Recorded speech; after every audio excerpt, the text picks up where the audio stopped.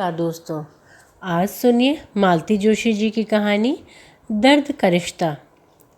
सुबह 6:30 का मुहूर्त था। इला को तो विश्वास ही नहीं था कि बच्चे इतनी जल्दी उठ पाएंगे, क्योंकि इस मुहूर्त को पकड़ने के लिए कम से कम 2 घंटे पहले उठना ज़रूरी था। तब तो सारे काम निपट पाते। सबसे पहले कुल देवता की प्राण प्रतिष्ठा होनी थी। उसके लिए पूरे परिवार का स्नान करना आवश्यक था। बेचारे बच्चों को तो 2 बार नहाना पड़ा, एक बार मुंडन से पहले, फिर एक बार मुंडन के बाद। उसका मन हुआ कि मुंडन के लिए मना ही कर दे, पर सास का डर था, वे कभी नहीं मानेंगी। अभी 8-10 दिन पहले ही उसने डरते डरते कहा था, मम्मी जी आजकल मुंडन का रिवाज ही नहीं रहा। मेरे भाई ने भी। अरे उतने बड़े लड़के के कोई बाल उतरवाता है? मम्मी जी ने उसकी बात बीच में ही काट दी थी। अब तो ये है कि जब मन आया जनेऊ डाल लो, पर असली उम्र तो यही है, उन्होंने दोनों पोतों को अंक में भरते हुए कहा था। पर बाल उतरवा कर पता नहीं कैसे लगेंगे, सिर्फ कैंची भर छुआने से नहीं चलेगा।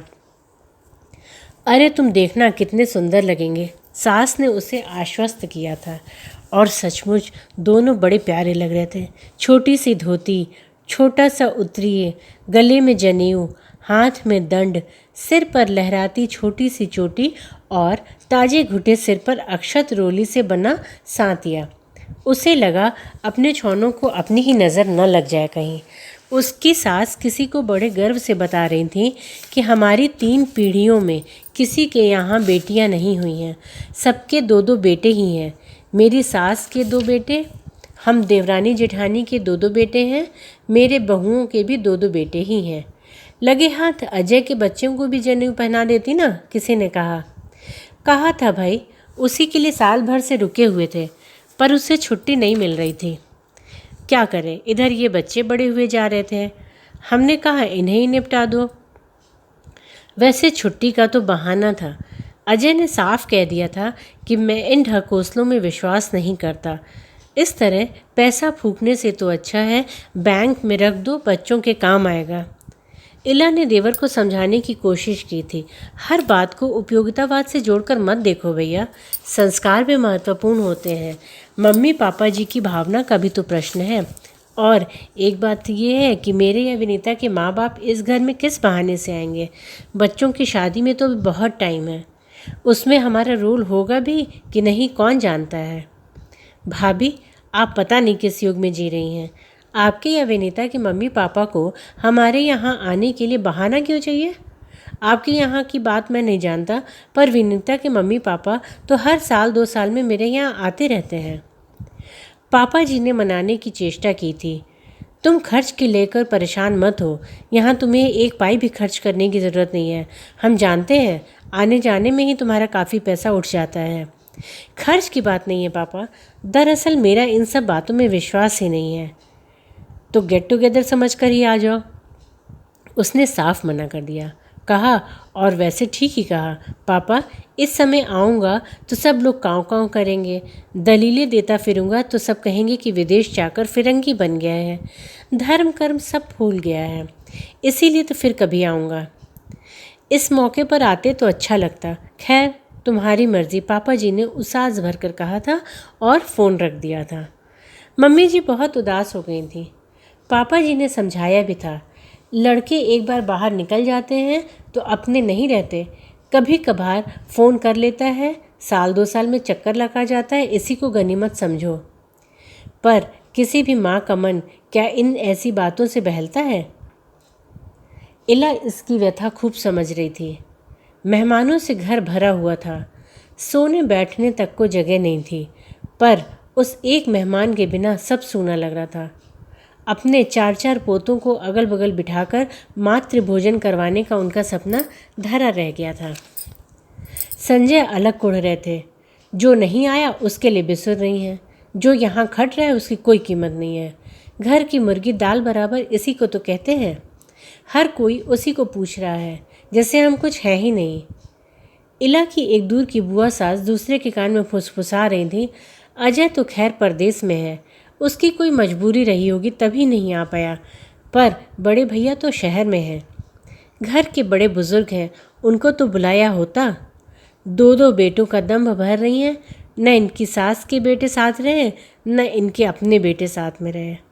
अगली पीढ़ी के लिए तो सोचना ही बेकार है। उनकी बातें सुनकर इला मन ही मन काँप गई थी। उसकी आंखों में बेवजह आंसू भर आए थे। इला ने बहुत चाहा था कि इस शुभ मौके पर बड़े पापा जी और मम्मी जी आ जाएं।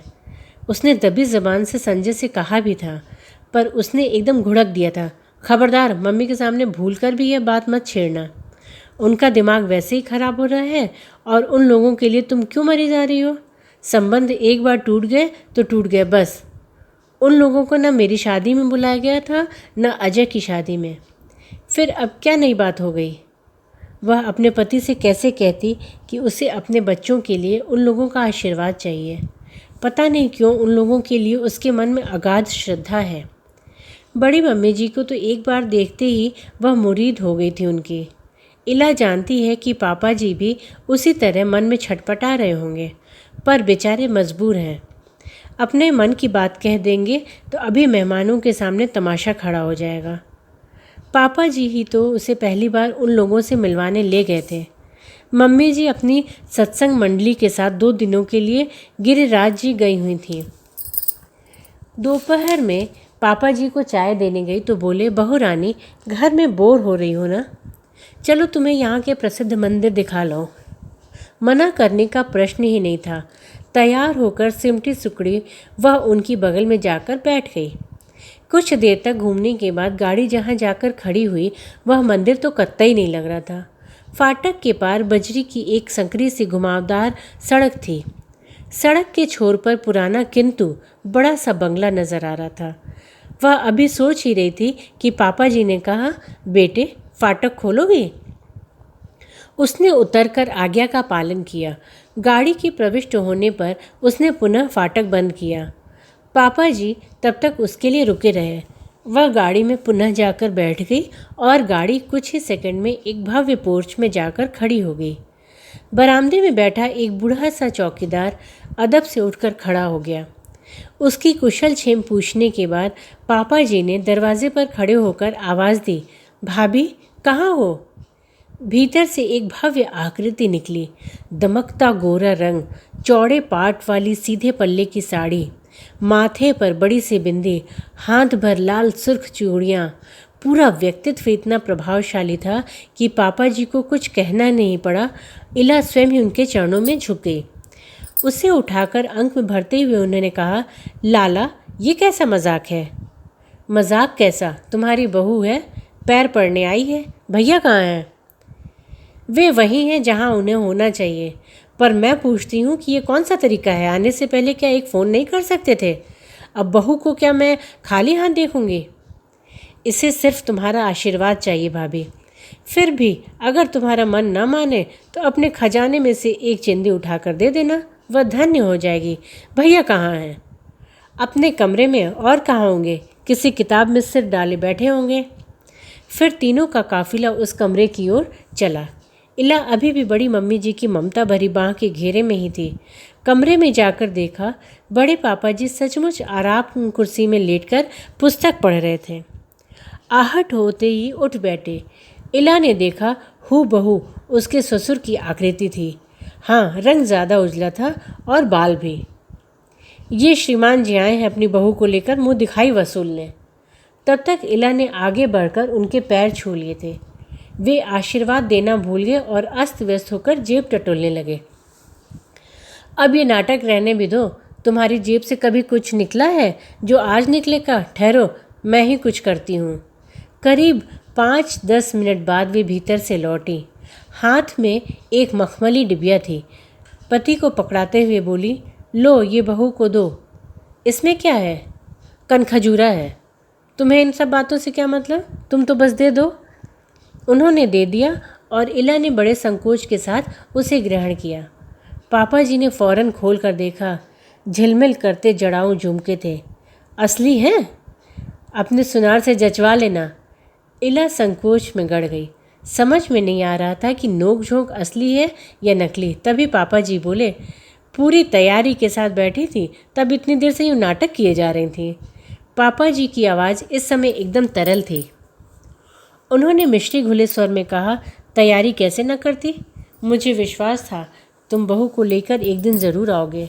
थोड़ा सा मुँह उठाकर वे लोग चलने लगे तो बड़ी मम्मी जी ने एक कांजीवरम साड़ी और खील मखानों से उसकी गोद भर दी। फिर इला की ठोड़ी छूकर बोली, लाला बहू तो बहुत सुंदर लाए हो, छांट कर लाया हूँ। तुम्हारे साथ खड़ी होने लायक तो होनी चाहिए कि नहीं? अरे हमारे साथ कहाँ खड़ी होगी ये? उन्होंने उसास भर कहा, और कौन इन्हें हमारे साथ खड़ी होने देगा? उनके प्रत्येक शब्द से विषाद जैसे छलका पड़ रहा था।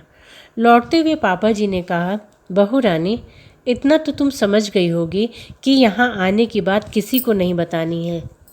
जी, किसी को मतलब? संजय को भी नहीं बताओगी? जी? उसके स्वर में आश्चर्य था।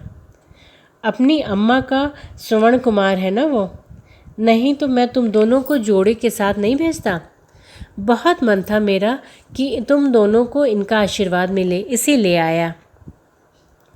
पापा जी, ये चीज़ें किसी को दिखाने की ज़रूरत नहीं है। संजय पूछे तो कह देना कि मैके से आई है। इतना झूठ तो वह नहीं बोल सकती थी।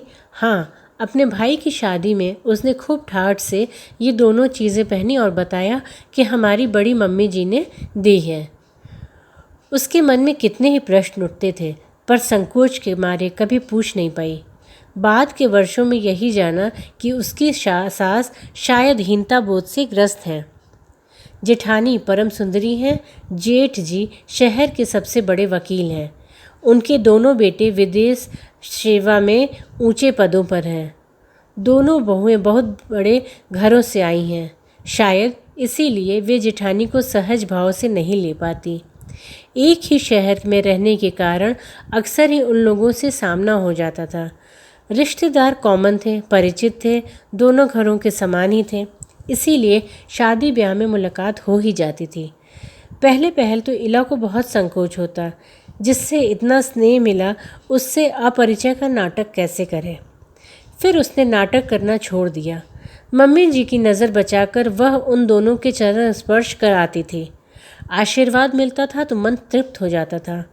बाद में तो शायद मम्मी जी को भी पता चल ही गया था, पर उन्होंने कभी कुछ कहा नहीं।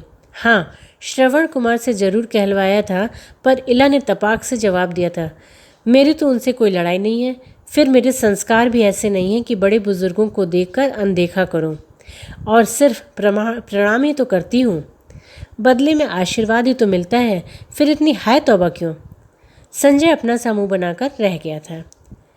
सात्विक हुआ था तब भी पापा जी उसे चोरी छिपे बड़ी कोठी लेकर गए थे, पर स्वास्तिक के समय उसकी यह इच्छा अधूरी रह गई। उन दिनों पापा मम्मी अजय के पास यूएसए में थे। विनीता के यहाँ बच्चा होने वाला था। इला की शादी के कोई 1.5 साल बाद ही अजय की शादी हुई थी। शादी के बाद वह करीब महीना भर घर में था, पर विनीता को पापा जी कभी कोठी लेकर नहीं गए थे। इला ने एक बार यह बात उठाई थी तो पापा जी बोले, बेटा, आशीर्वाद का महत्व केवल संस्कारी व्यक्ति ही समझ सकता है। तुम्हें मैंने महीना भर परख लिया था, उसके बाद ही वहाँ लेकर गया था। तुम्हारी देवरानी तो लगता है जैसे अमेरिका में ही पैदा हुई है। उसे लेकर जाने का मन ही नहीं हुआ। मुख्य संस्कार तो 6:30 पर संपन्न हो गया था, पर उसके बाद मंत्र दीक्षा, हवन आदि कार्यक्रम चलते रहे। साथ साथ मेहमानों का चाय नाश्ता भी चलता रहा। संजय वेदी पर बैठे थे, इसलिए सारी भागदौड़ पापा जी कर रहे थे। बीच में थोड़ी फुर्सत मिली तो एक कोने में बैठकर वे थोड़ा सुस्ता लिए। 9 बजे से रिसेप्शन था, फिर तो बिजी हो ही जाना था। इला ने इसी फुर्सत का फ़ायदा उठाया। पास जाकर बोली, पापा जी, आज मेरी एक इच्छा पूरी करेंगे? बोलो बेटा, आज तक कभी ऐसा हुआ है कि तुमने जो मांगा है हमने ना दिया हो? आज आप मेरे बच्चों को बड़ी मम्मी जी का आशीर्वाद दिला दीजिए ना। वे क्षण भर उसे देखते रहे, फिर बोले, you are asking for the impossible dear. आज तो मैं यहाँ से हिल भी नहीं सकता, तुरंत हंगामा हो जाएगा। बच्चों को लेकर कहीं जाने का तो सवाल ही नहीं उठता। उसका चेहरा इतना सा निकल आया। सॉरी बेटे, उन्होंने उसकी पीठ थपथपा कर कहा, अपन कल वल चलेंगे। बाद में उसे अपने आप पर बहुत गुस्सा आया। क्यों बोला उसने? उन्होंने उसको भी दुखी कर दिया। ठीक 9 बजे से लोग आने लगे थे। सुबह का वक्त था, इसीलिए स्वल्पाहार का ही आयोजन था, पर वह सिर्फ कहने भर को स्वल्पाहार था। गुजराती, मराठी, पंजाबी, मद्रासी सारे प्रांतों का नाश्ता वहाँ उपलब्ध था। बच्चे अपनी ब्रह्मचारी वेशभूषा में स्टेज पर विराजमान थे और खूब खुश हो रहे थे। उपहारों का ढेर लग गया था, जिसे देखकर वे अधीर हो रहे थे। उसने बार बार आंख से बरजा न होता तो अब तक आधे पैकेट खुल गए होते, पर 12 बजते बजते वे लोग ऊब गए, एकदम निढाल हो ही गए थे। पापा जी की एक मुंह बोली बहन थी, भाभी बच्चे तो एकदम उनिंदे हो रहे हैं। उनिंदे नहीं होंगे, सुबह 4 बजे के जगे हुए हैं। अरे तो इन्हें खाना वाना खिलाकर सुला दो। आज उन्हें ये खाना थोड़ी ही मिलेगा, आज तो फरियाली खाएंगे। हाय राम, ये क्या दिन भर उपासे रहेंगे? हाँ, शाम को गाजे बाजे के साथ मंदिर जाएंगे, वहाँ नए कपड़े पहनेंगे, फिर घर लौटकर खाना खाएंगे। शाम तक तो बेचारे हलकान हो जाएंगे। भाभी, इन्हें मैं अपने घर ले जाती हूँ, खिला पिलाकर सुला दूँगी। यहाँ हड़बोंग में सो नहीं पाएंगे। अच्छी नींद हो जाएगी तो शाम को फ्रेश होने लगेंगे। आज वैसे किसी के घर जाते नहीं हैं। कमाल करती हो भाभी, क्या मेरा घर भी पराया हो गया? इला, बच्चों के खाने का सामान लेकर मेरे साथ चलो, उन्हें सुलाकर फिर अपनी सास का हाथ बटाने आ जाना। इला ने सास की ओर देखा। वहाँ अस्वीकार साफ झलक रहा था, पर मुंह से वे कुछ कह नहीं पा रही थी। उसने मौके का फ़ायदा उठाया, विनम्र स्वर में बोली, मम्मी जी, बुआ जी ठीक कह रही हैं, बच्चे यहाँ तो सो नहीं पाएंगे और फिर पूरी शाम खिन खिन करेंगे। यहाँ से दूर रहेंगे तो जो दूंगी चुपचाप खा लेंगे। गाड़ी में बैठते ही बुआ जी बोली, बाप रे, तेरी सास से पार पाना तो बहुत मुश्किल है, पता नहीं तू कैसे निभाती है। इला चुप बनी रही। जानती है, रिश्तेदारों से बात करते समय अतिरिक्त सावधानी बरतनी चाहिए। कब कौन सी किस रूप में कहाँ पहुँच जाएगी पता नहीं। बुआ जी के ड्राइंग रूम में पाँव देती वह आश्चर्य से ठगी रह गई। अपनी चिर परिचित मुस्कान के साथ बड़ी मम्मी जी स्वागत के लिए खड़ी थीं। खुशी के आवेग में वह तो पाँव छूना ही भूल गई, एकदम जाकर लिपट गई। सच मम्मी जी, आज तो भगवान से और कुछ भी मांगती तो मिल जाता। सुबह से आपकी याद आ रही थी, चाहती थी कि आज मेरे बच्चों को आपके आशीर्वाद मिले, और देखिए भगवान ने मेरी मुराद पूरी कर दी। चलो बच्चों, दादी को प्रणाम करो। पागल हुई हो, आज कोई इनसे प्रणाम करवाता है? आज तो प्रणाम हम इन्हें करेंगे। लो ब्रह्मचारी जी महाराज, अपनी झोली तो आगे करो। और उन्होंने मेवा मिष्ठानों से दोनों की झोली भर दी। फिर उन्होंने पर्स में से लाल रंग की 2 डिब्बियाँ निकाली।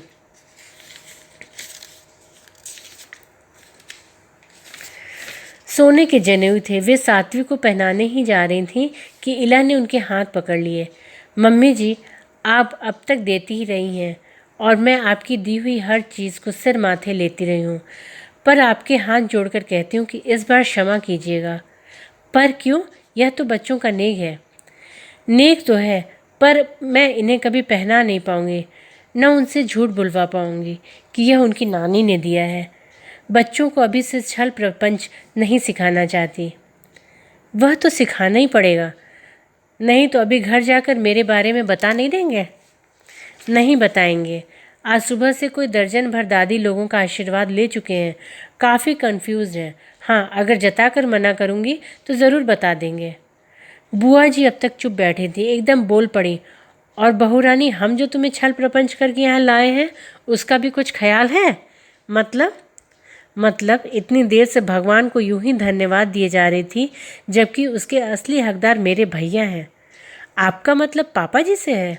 और क्या, भगवान ऐसे लाड़ लड़ाने वाले ससुर सबको दे। मजाल है जो बहू की एक भी इच्छा अधूरी रह जाए। इला का मन बुझ गया। वह तो समझी थी कि मम्मी जी उसके प्यार के डोरे में बंधकर यहाँ आई हैं। पापा जी के लिए तो हृदय कृतज्ञता से भर उठा था, फिर भी वह कसक तो बनी रही। धीरे से उसने कहा, आप इतनी तैयारी के साथ आई थी कि मुझे लगा। तैयारी तो पूरी थी, मुझे मालूम था कि तुम आशीर्वाद लेने ज़रूर आओगी। पर यह नहीं पता था कि आशीर्वाद देने मुझे जाना पड़ेगा, और वह भी आज ही। सॉरी, मेरी वजह से आप लोगों को बहुत कष्ट हुआ, आपको, बुआ जी को। कष्ट तो अब होगा बहू रानी। छोटी भाभी को अगर पता चल गया ना कि उस घर का दरवाज़ा मेरे लिए हमेशा बंद हो जाएगा,